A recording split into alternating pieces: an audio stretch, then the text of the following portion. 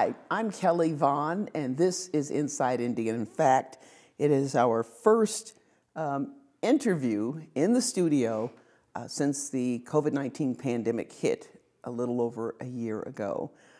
So it takes a little getting used to being back into the studio, but I am fully vaccinated, as is my guest, and we are 6 feet apart on the set, so we are practicing social distancing, and so just so good to be back in the saddle, so to speak.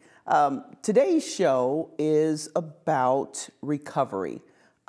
We've all been through a lot through this pandemic, physically, spiritually, and psychologically, and that's what we're going to talk about is our mental state through this pandemic, where we are, how we're doing, and how to get better. And here to help us through all that is Dr. Gregory Singleton, MD, board-certified psychiatrist at Indiana Health Group, which is located in Carmel, Indiana. Yep.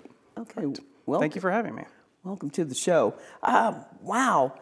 You know, when I called the Indiana Health Group the other day, and it said that to leave a message, the demand has been so great that we're using all our staff to meet the needs of those who are calling. So tell us a little bit about where we are, where Hoosiers are psychologically through this pandemic and currently how we're doing. Well, you're right. Demand has definitely been up for mental health services. I think we are averaging somewhere around 2,000 phone calls a day at our group, and that's one group in the state. And you know, the impact of the pandemic on our mental health really has been pretty significant. There have been some studies published by the National Institute of Mental Health and a recent poll by the American Psychiatric Association that have demonstrated that. We've seen a doubling of the typical rates of depression, anxiety, substance use. We've seen an increase in overdose deaths by opiates. A lot of impact on day-to-day functioning, and that's a year out is when that data was published. Mm-hmm. So when people are calling, what's driving them to be depressed? What's driving them to take opioids? What is happening at home as opposed to what was going on, say, over a year ago? There are a lot of factors that the pandemic has led to that's caused a lot of this increase. And it's a little bit different probably for everyone, depending on their circumstances and situation. The social isolation has been a big one.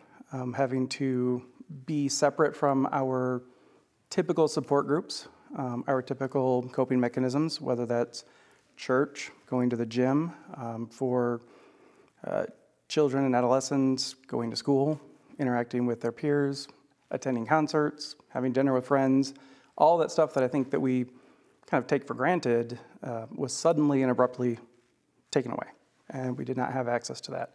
So a lot of loneliness, and we know that contributes to depression and anxiety. Financial insecurity, you know, unemployment was up significantly. So that played a huge impact. Uncertainty. Human beings do not like change. We like things to be predictable and routine, and this last year has been anything but. And I think also trauma has played a role. The collective trauma, but also trauma on an individual basis for essential workers, frontline workers, people who have experienced significant illness from COVID or witnessed it in family members or have lost loved ones. There's a lot of trauma as well. Or the stress of thinking you might get it. Right, yeah, the fear of worrying about it, of seeing it happen, seeing images on the television of, you know, those freezers, you know, makeshift morgues, stuff there in stadiums and stuff like that. Seeing people gasp for air and, yeah, hearing stories of people saying goodbye through windows because they can't see their loved ones. It all takes a toll and it adds up over that time. The whole loneliness thing, though, really makes you think about people who were lonely before the pandemic, especially the elderly. and you sit there and you go, gosh, is this what they're going through? And then you say, you know, I need to get out more and help other people. I need to stop by a nursing home and talk to the people. And I've heard that a lot from a lot of my patients and even friends and colleagues that maybe typically would not have thought of themselves as people, you know, who have said, I didn't realize how much I needed that interaction, whether it was at work or whether it was with my friends. And, you know, when it's not available and you don't have it, then you really, I think, start to appreciate it more. And especially for people who didn't have it before. I'm hoping that we'll come together as things start to open up more and we get back to normal, whatever that's going to look like. Exactly. Yeah. What is the new normal? And so there's still some uncertainty in that as well, of what the future will hold. So how do you and those at the Indiana Health Group help those who call? And what are the solutions? Is it about talking? Is it medication? What typically happens when someone calls for help? It depends on their situation, again, and what their symptoms are and how they're being affected. In general, for most of what's going on through the pandemic and the experiences that people have had, therapy, psychotherapy, talk therapy can definitely be beneficial. For some, medications might be indicated to kind of help with the process. Therapy and medication do tend to work best together. There's also, you know, grief support groups. One of the challenges through the pandemic has been for substance abuse treatment. A lot of 12-step groups and programs, you know, couldn't meet. They did move online to some virtual meetings. Sometimes that's not quite as effective. It's harder to be engaged in those circumstances, and we've seen that also in children going to school. Children and adults who have ADHD, for example. It's a lot harder to focus on a screen and get as much out of it as when you're there in person. So academically and work performance sometimes have suffered as a result too. Wow. It's a lot. It's a lot to think about. So are there any mental health issues that have been impacted in particular? Depression and anxiety are probably the two biggest ones. Like I said, there's been a doubling of the typical rates of what we would have seen pre-pandemic. And I think that's understandable with all the change and the loss that people have experienced. Substance use, again, people are trying to cope. And sometimes, you know, the coping mechanisms that we use if we don't have access to treatment or to help, they're not always the healthiest choices to make. And so I think that's why we've seen a significant increase in that as well. Okay, yeah. And I guess you and I were talking about off the air how when we've been doing Zoom shows and meetings so much that we're dressed, you know, in jeans or pajamas in the bottom and a suit jacket at the top. So it's changed our lifestyles in a lot of ways. And I washed my hair last night. Yeah, like I said, I had to... Imagine that. I've been doing telehealth since this started, and so my first question was, well, will my work pants fit? Have to go in person for... So trust me, I was out shopping yesterday. We've all coped in our own way, I think, too. So what resources are available, and where can people go to get help? Well, there are a lot of resources that are available, particularly if somebody's in crisis. Because one kind of startling statistic that did come out recently that I noticed is that 1 in 10 people, 10%, have had serious thoughts of suicide in the last year. So a crisis line, crisis text lines are also available, you know, to call if there's immediate concern. You know, I also would encourage people to visit the Mental Health America website. They have a lot of good resources. NAMI, National Alliance on Mental Illness, has good resources as well. Of course, if somebody's ready to seek treatment, they can call our group or, you know, any group that's close and accepting new patients. And most are still offering telehealth and teletherapy, which, you know, hopefully will allow more access for more people. Okay. So is there an upside to any of this in terms of what in mental health care to this pandemic? Is there an upside? Any benefits? If I had to pick something, I think it would be the widespread acceptance of telehealth. I'm hoping that that is a trend that's here to stay because it has really expanded access. I know here in Indiana, I now have several patients that are in more rural counties where there may not even be a single psychiatrist in the entire county. And they've been able to access treatment and start seeing me because the rules were relaxed for telehealth. And now, after doing it for a year, and we know that it can be effective and that it can help, I hope that continues so that more people can get access. Yeah.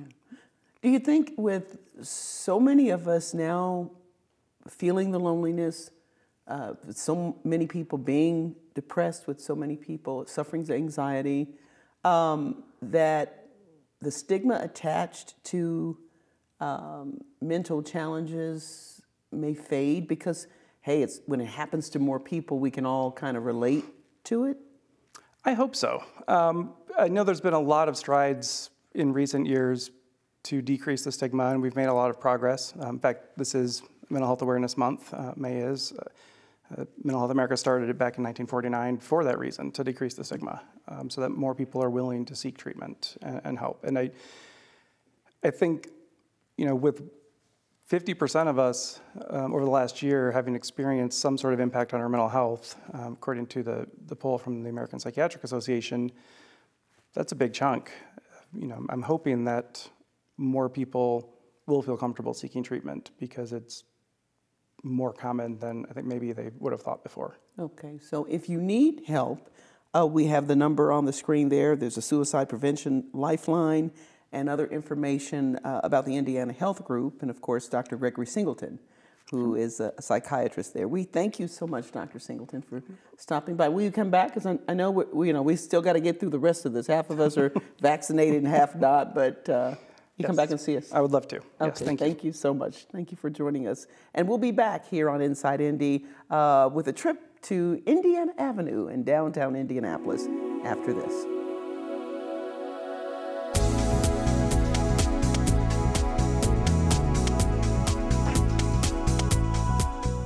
Well, Thomas, you've got prediabetes. But with more exercise and a change in diet, it can be reversed. I've tried exercising. It just makes me hungry for bacon. I love bacon, too. And who really likes to exercise? Not me. Me neither. Nobody. So we're good? What? Oh, you still have prediabetes. Big time. Okay, Dad. 1, 2, 3.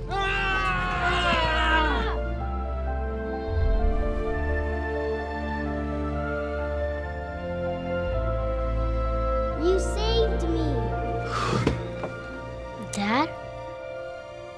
Are you okay? I'm fine, dear. Your hero needs you now, and AARP is here to help. Find the care guides you need at aarp.org/caregiving.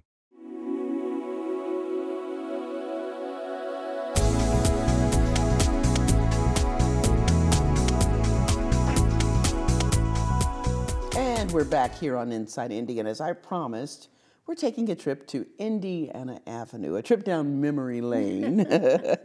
And here to take us there is Aleta Hodge, and she is the author of a book, in fact, about Indiana Avenue called Indiana Avenue, Life and Musical Journey from 1915 to 2015. Welcome to the show, Aleta. Thank you. Thank you so much for having me. Now, are you from Indy originally? Yes, I was born and raised here, Okay. and I grew up across the street from Attucks. And so I wasn't too far away from Indiana Avenue, and then my grandparents lived closer to Indiana Avenue. So it's also the 100-year history of my family. Yeah. So, Okay. yeah. And so that being Hodge, the Hodge family? right, Okay. Okay. right. So, well, tell us about this book, Indiana Avenue, Life and Musical Journey from 1915 to 2015. And what inspired you to write it? Well, I would drive along Indiana Avenue, and I would get angry every time I rode along there. And I would say, well, where's the music? Where's all the clubs that my father and aunts and uncles talked about, and all the good times and all the jazz history, and where's the memorials or mementos or statues or documentaries? And I didn't find very many. And so instead of getting angry, I decided to just write my book and share it with others so that young people and older people know the history. And a lot of older people really enjoy the music and the entertainers and knowing the history. So, yeah. Wow. As you said, it made you angry initially. So now you heard stories then from your parents and grandparents. What did you hear as a child? What did they say? Well, it was just a thriving entertainment center. It was all the clubs, whether you wanted blues, jazz, Motown, it was there. And it was the place to be seen, to wear your finest clothes. And people from all over the Midwest region came to Indianapolis. They made it like a weekend trip.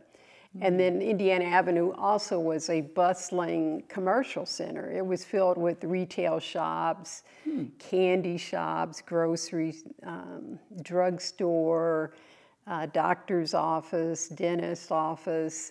And at night it just lit up and all these people were out on the street, and there were... kind of a miniature New York City, sounds like. And there were young teenagers, there were even kids in middle school who were out entertaining on the streets for coins, hoping that someday that they would make it to the inside of the buildings.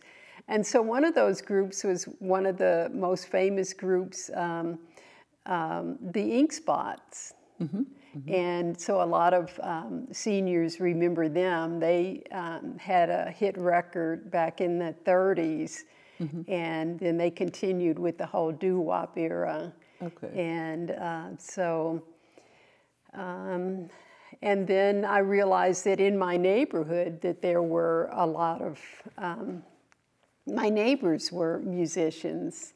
One of them is Rodney Stepp. He lived around the corner from me.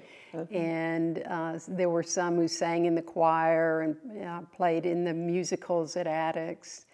And another one sang in the backup group for Earth, Wind, and Fire. So it was just packed with music, but none of the music rubbed off on me.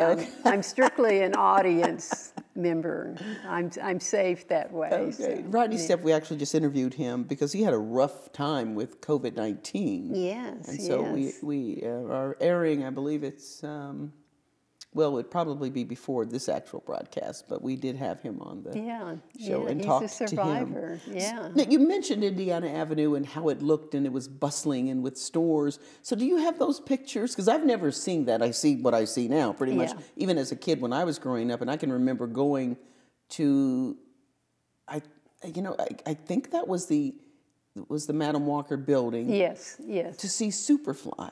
Which had to be 1972. I don't even think I was old enough to really go because I think it was R-rated, but I went because when you're 12, you look like you're 20.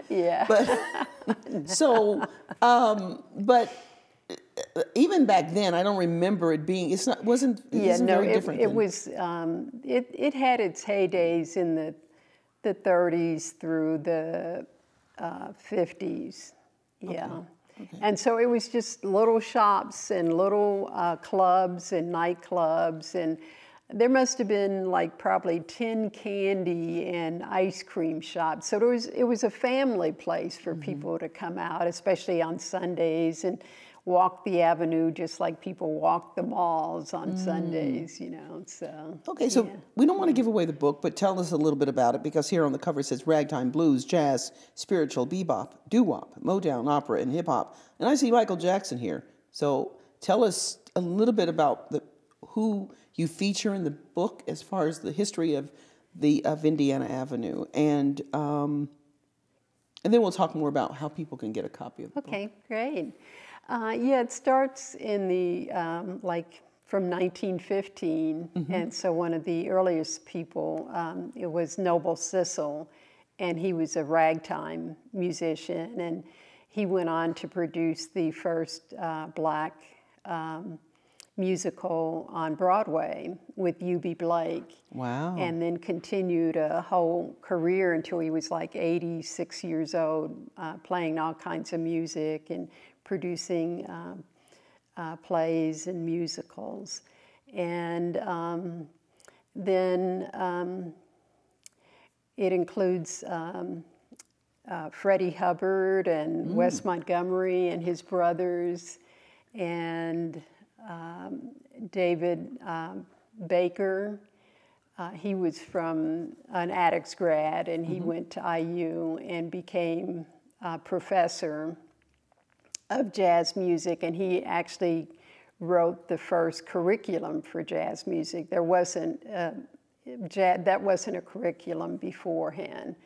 So a lot of people think that many of these musicians, that they were just guys who were, and ladies, who were just jamming in local clubs. But most of them all went on to international fame. And so David Baker taught at the IU School of Music. Larry Ridley taught at Rutgers School of Music. And both of them traveled to Europe and trained people over there on the whole jazz curriculum. And I included anybody who performed near there, so that included Michael Jackson when it was the Jackson 5 and they played at the State Fair. Oh yeah, I went to that concert. I think I was 12 actually. I remember that. And then they performed another time at Market Square Arena. So you were probably at that one. I was at every one of them. Yeah. So it Can was you say stalker? No, I'm kidding. Go ahead. So it was a fun book to write, and I interviewed about 35 different musicians or their family members if they were deceased. Larry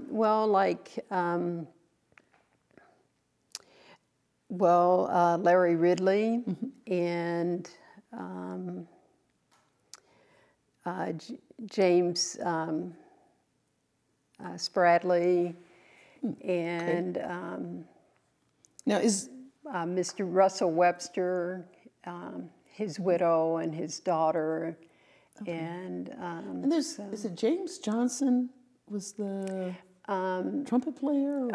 J.J. Johnson. J.J. Johnson. Yes, okay. yes, and he was really more famous in New York City than he was here in Indianapolis. But he's from here, right? Yeah. Okay. And so I met his wife once, and she was explaining to me how huge he was then, and I was listening to NPR one day, and they were doing this special on him, and it's like, wow, he was really and he performed in New York at the time that the police required an ID card from musicians, and it said that you were, quote, drug-free.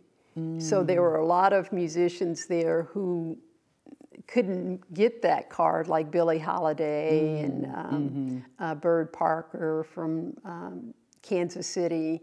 And so there was plenty of opportunities for him. And so he stayed and he performed there many times. And he was, a clean-cut looking guy who wore nice business suits and, had that clean image. Okay, I love it. I love it. Well, we've got just about 2 minutes left. So tell people how they can get the book, purchase the book. Because we want to support you. To support her, buy the book. Thank you. Yes, you can buy it on Amazon, and it's in print like this, or you can buy it as an ebook and online. Okay. And it's a fun book to read, and there's all the music that these performers created and their life stories. Yeah, a fun way to teach history. Don't tell your kids it's about history. Yeah, I can see this being a documentary at some point. And then you have something going on in August that you wanted to share with people that's happening. Is it the Project of Indiana Humanities? Yes, it's Bookmark Indy, and it's a celebration of famous Indiana authors. And so I'm going to be celebrating the poet Mari Evans on Indiana Avenue. She Okay. lived right near there. Okay. And she frequented it often, and she was a big jazz fan. So the program started about 3 weeks ago, and each week they celebrate a different author. So we'll be celebrating her on Tuesday, August the 24th. Okay, and at St. Philip's Episcopal Church? Yes. Okay, which is 720 Dr. King Street. That's awesome. Yeah. Well, we appreciate you documenting such a just tremendous, great history. Well, thank you. That's a part of the African American community, but the community as a whole. Oh, yeah. It's all a part Right. of Hoosier history here. Aleta Hodge, the author of Indiana Avenue, Life and Musical Journey from 1915 to 2015. Thanks so much for joining us. Thank you. All right, I love it. And thank you for joining us. I'm Kelly Vaughn. Buy the book. We'll see you next time. Bye-bye.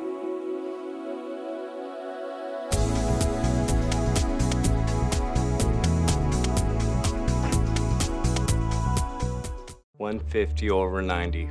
180 over 111. 160 over 110. I had a stroke. Your blood pressure numbers could change your life. Lowering them could save you from having a stroke. If you've stopped your treatment plan, restart it or talk to your doctor about creating one that works better for you. Start taking the right steps at manageyourbp.org. Now I'm, trying to get better, stronger than ever. When I was growing up, my mom was extremely tidy. We were trained to put things back where we got them from. One day, when I walked into my mom's house, I felt like I walked to someone else's house. There was stuff everywhere. And just growing up the way I grew up and to see this transition was very alarming. When Sean talked to me, it was a wake-up call, and that's when I went to the doctor.